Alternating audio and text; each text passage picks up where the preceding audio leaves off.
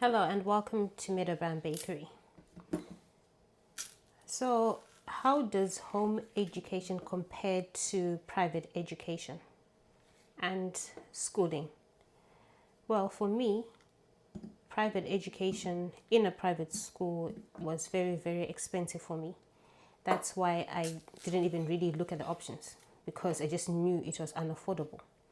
So, the next best thing, which now I think is the best thing, is to home educate. Because you've got a way smaller class size, you can tailor make your education to anything that you want, and you don't even have to stick to the regular curriculum. So, when you're home educating, who teaches the children? Do you have to do it all yourself? Can you pay for help? Or you can get together with other families to do it. Actually, you can do all of those. All of those are perfectly acceptable in a home education environment. Because some people assume that you have to do everything on your own, but no, you don't. I did most of it on my own because I just couldn't afford to get extra help. In this video, I'm making mini loaf banana cakes, and I start off by mashing my bananas. So what sort of resources does one need to home educate? That's a mixture of soft brown sugar and white sugar. For home education, the resources that you need are going to be as varied as what you're going to teach, what you're going to home educate, how you're going to home educate. So, for example, of course, if you want your children to learn computers from a very young age, what you're going to need is going to be very different from somebody else who's not going to do that. So everything that you do is tailor-made according to what you want. One of the beautiful things about home education, which I did, is when I wasn't sure in the beginning which books to get, and I really didn't want to spend too much money on books because really I didn't want to be in a situation where I get books and I don't like them. I wanted to do proper research. So what I did is I went for charts, wall charts. There are quite a few wall charts out there.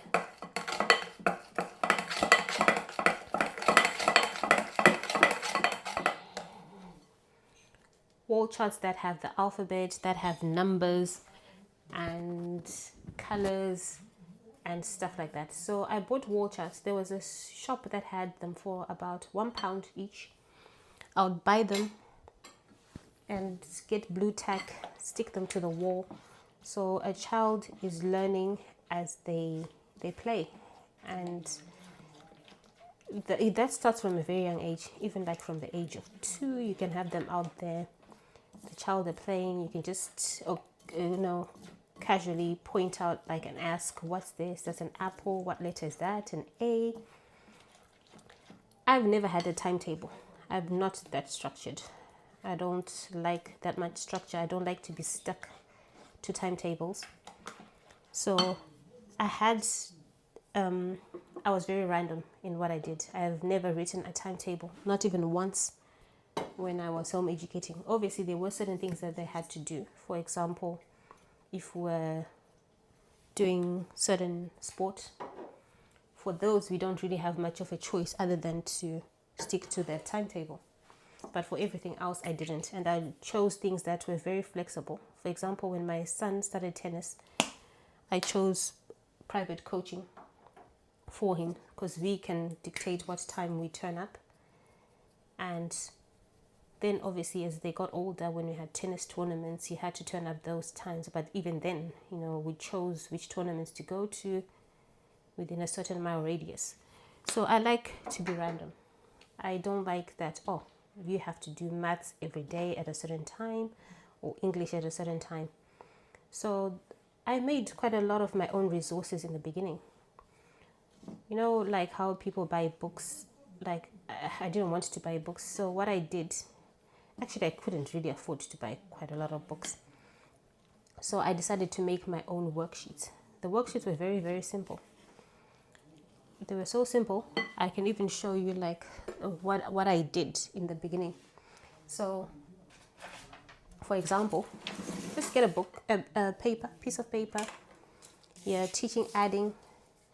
You just write there 1 plus 1, as simple as that, equals, and then you can also write it there 1 and 1 plus, and make sure what you write is in pen and the child writes, of course, in pencil.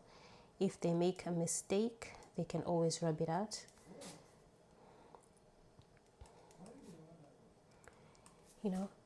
This is when they're a bit older, but if you're starting out, then you can make as many lines as you want. Even just this is enough, even 2 rows, or you can put shapes 1 2 3 plus 1 2 equals, stuff like that. I actually made my own worksheets, and I'll give the child to write, give them a pencil, so that if they make a mistake, they can rub out. But what you've written doesn't rub out because it's in ink. And if you extra about it, you can laminate them when your child is done. You can keep them in a folder, or if you want to keep your worksheets, you can actually have a notebook of worksheets and just create your own worksheets. Buy a notebook, label it maths or whatever subjects. If it's writing, if you're teaching a child how to write, like I did, I would do something like this, the alphabet, and ask the child to join dots. So if you want to use lined paper, square paper, you can actually do this. This worked for all my children, and my eldest right now is in his 2nd year doing his PhD in astrophysics, and they all started like this. The thing is, I documented some, especially for older children. I have footage of them learning to write and read, but for the older children, I didn't. So you see, when you've got it like this, and the child can now join the dots, and you can cut this up, laminate it, put it in a folder if you like to keep a record of all your work that you do. And these are nice, simple, easy ways to do it without spending much money at all towards that.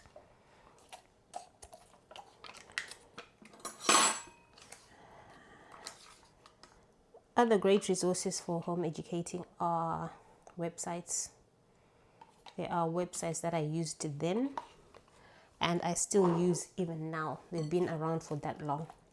And my children went through all those websites, all of them, from the eldest, who's now 22, to my youngest, who's currently 13. They used all the same websites. These websites are learning through play. I think I will compile some of the resources that I used over the years, which have been very beneficial. And for them to be around for this long really shows that they have stood the test of time. Means that they're doing something right. And I'm not one to pay for subscriptions much. I don't pay for many subscriptions. I've managed to do quite a lot of this with free resources available online. I have paid for 1 or 2, but not for long, because they didn't really have that much different things to what I was already using for free. And finally, adding the eggs. I usually add my eggs earlier, but I forgot. So, when you're adding the oil, you can actually add the eggs there. In this recipe, I used 2 eggs.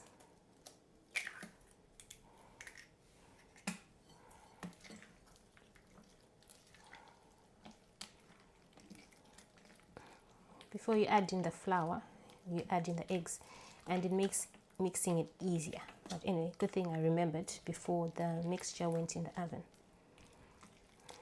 You can bake cake without eggs, but the recipe is for that, because you need to adjust quite a few things. So a recipe that usually needs eggs, and if you forget them, it will have a completely different texture.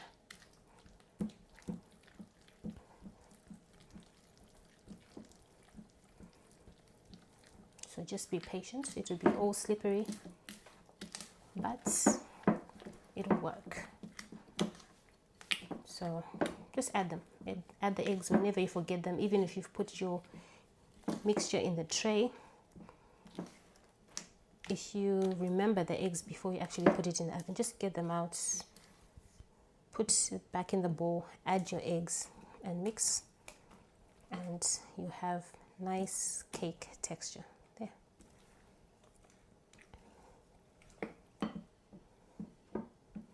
Then now I'm going to divide them into my mini cake trays. My cake batter is ready. I'm going to now put it in these trays. I'm using these mini loaf trays. You can find a link in the description box below on where to buy them. They come in many various colors. I did a video previously showing the different colors that they come in, just some of them. I have green and I have pink, and at the moment I also have blue. Sometimes I have gold, so it just depends what colors I buy. So the link, if you want to buy these, you find it in the description box below.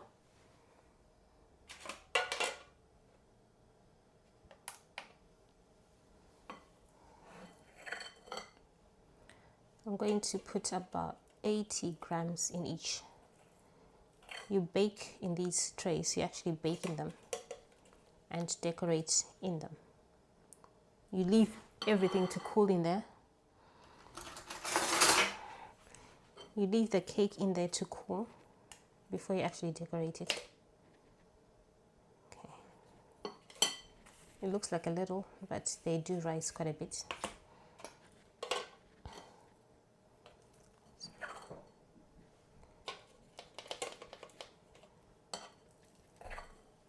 So other than the websites and worksheets that you can make on your own, you can buy books. You can start off with age-related books. So if a child is 5, you can start with books that are labeled like 5 to 6 and see how they get on. Some children, you might actually need some that are, lower age. You may even start at 3, even if they're 5. It just depends on your child. Work at your child's pace. And then and then take it from there. If the child is finding the books, the 5 to 6 books easy, you move on, 6 to 7, or even move to 8 to 9, because it's all about your child's ability, what they can do and what they can cope with, and you know your child best.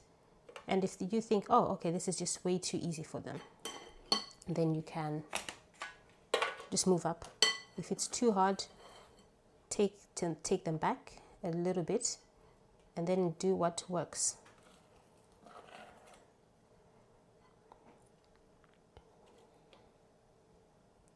Okay, that's a bit too much, because I don't want too much mixture in these, because what happens is when they rise, they will rise too much to the top. There won't be enough space for your decorations. Okay, there won't be enough space for your decorating, and then the lids will be very difficult to close. So when you've put the mixture, I'm just going to spread it around like this. Okay, like that. Put it to the side. It's just like that. This smells absolutely amazing because of the spices that I added. I added some nutmeg, some cinnamon powder, and some mixed spice. They smell absolutely amazing. If they're off by a few grams, 5 grams, 2 grams, it doesn't really matter. But if you really want to be very, very spot on, you can always take some batter out and add more batter in it. But if it's too out, of course, you need to just remove some, and it's easy to remove some, so that's a good thing. Okay, so I have 5 here. I thought that was going to be enough, but it's not, so I'm going to get some more.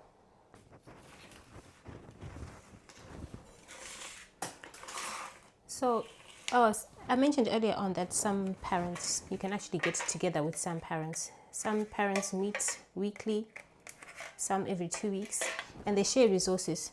So if some parent is very good at, let's say, gardening, for example, and you want to your children to learn gardening, the parent who's good at gardening will host gardening classes at their house or wherever else that you all decide. An allotment, some have an allotment that they hire and then they grow vegetables. We've done that allotment, but it didn't go on for very long because some people didn't turn up when they should.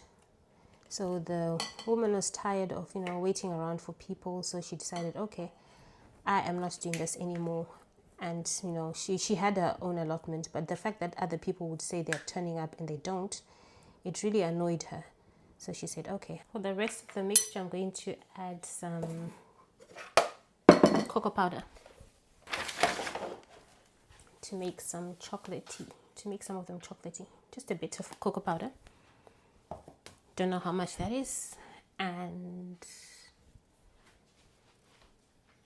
some chocolate chips in plain flour. I've put them in flour so that they don't sink to the bottom of the cake. This will probably make 2 cakes. But if you want to make chocolate chip banana cake from the beginning, when you add your flour, that's when you add the cocoa powder and the chocolate chips.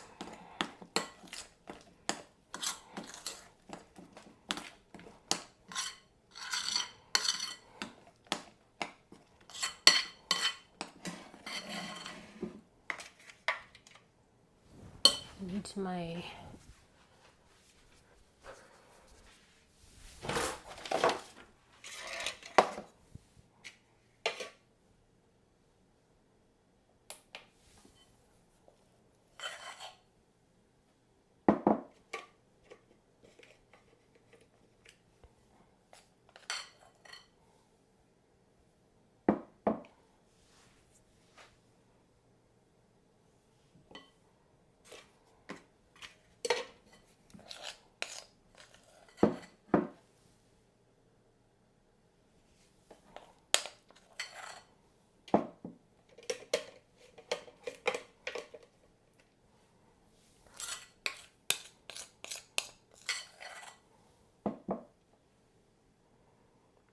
I'm filling these 2 a bit more because I only have enough mixture to make 2 of these, and I can't really add it to the other cakes that I've done. So this is just 100.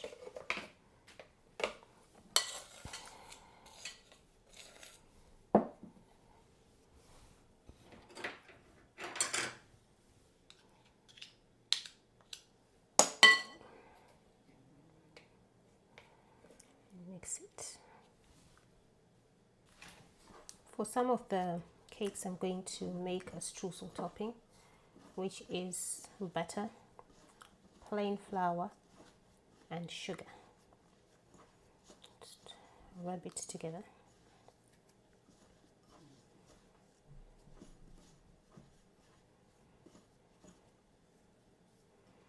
I'm going to take some of the butter out because I think it's a bit too much. You can use it for something else. And that's the good thing about this mixture. You can just add as much. You just eyeball it and see if it's enough. Then I'm going to add some fresh banana slices on top.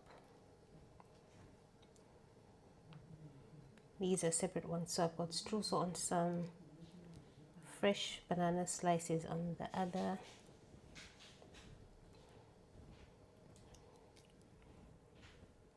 I think I'll add banana on there as well, and the chocolate one, and the other chocolate one I will add some chocolate chips. These ones I don't mind them going on top, just for that effect. You'll see what they look like when they're baked. Okay, so now these are ready to go in the oven. Okay, the cakes are ready. They've cooled down. I've left them to cool completely. These ones are the ones with the streusel topping. It's not as very crumbly as some recipes. It might be to do with the fan oven that I'm using. So it creates a lot of heat and melts the butter before it actually sets. And then the chocolate chip and banana, very nice. So I'm going to decorate them, more like really closing the lid, and I'll do the green ones because I have the lid for the green ones. Even though they look similar, the lids don't always fit. So if you've got green one, it doesn't always have, the pink lid won't always fit on it. So I've got the green lids here. So if you like cream cheese icing goes very well with banana cake. You can make some cream cheese icing, or you can make some water icing. So you can see the height of the cake. If I'm putting icing on top, cream cheese with the piping swirls, the lid fits perfectly. So if you want more cake, if you're not putting frosting on top, you can add more cake, but this is a good amount of cake because it's almost 2 cupcakes amount. And then I use ribbon to attach the spoon on it. Okay. This is not open. Let me look for my open one. I've got one that I already opened. I didn't want to open that one. So just choose any color that you think goes well. I'm going to choose white. The lids are very secure, so I'm not putting the ribbon to secure the lid. No, I'm doing it to secure a spoon to the lid. So about that much.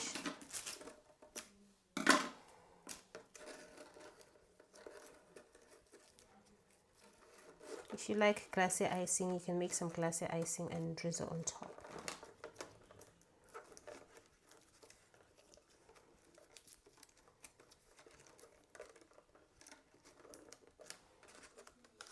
Okay. Okay, let me just try and make a bow. If it's too short, just cut another piece of ribbon.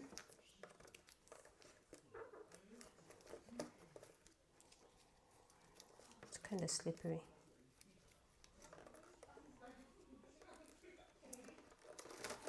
Need to cut another piece.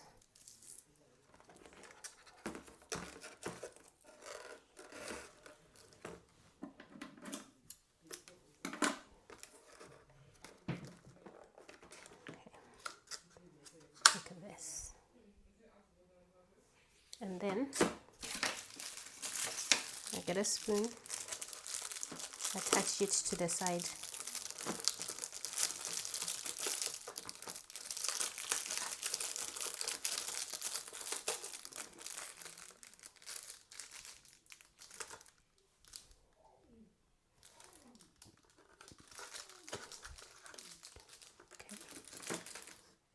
This is pink one. Let me see if the lid for the green one will go on. If not, I've got the lids for the, oh, this one fits very well, because I've had times when I bought the trays and different color trays, the lids just don't go together. Okay, I think white will also work for this one. Pink and white, green and white.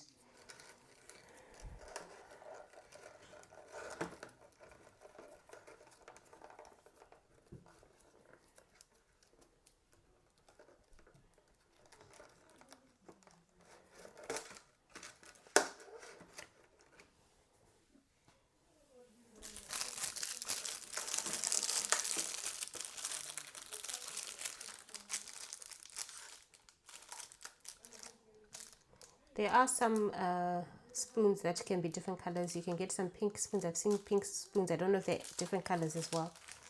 But this also came with black spoons. Okay. Now I'll get one to taste. I'll get this one with the streusel topping. And one of the spoons.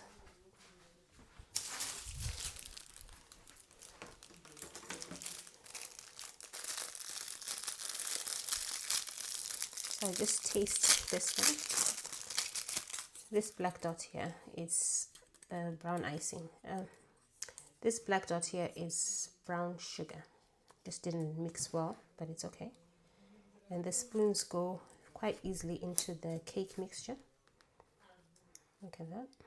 Look at that texture. And the cakes taste absolutely amazing. Thanks for watching, and see you again in the next video.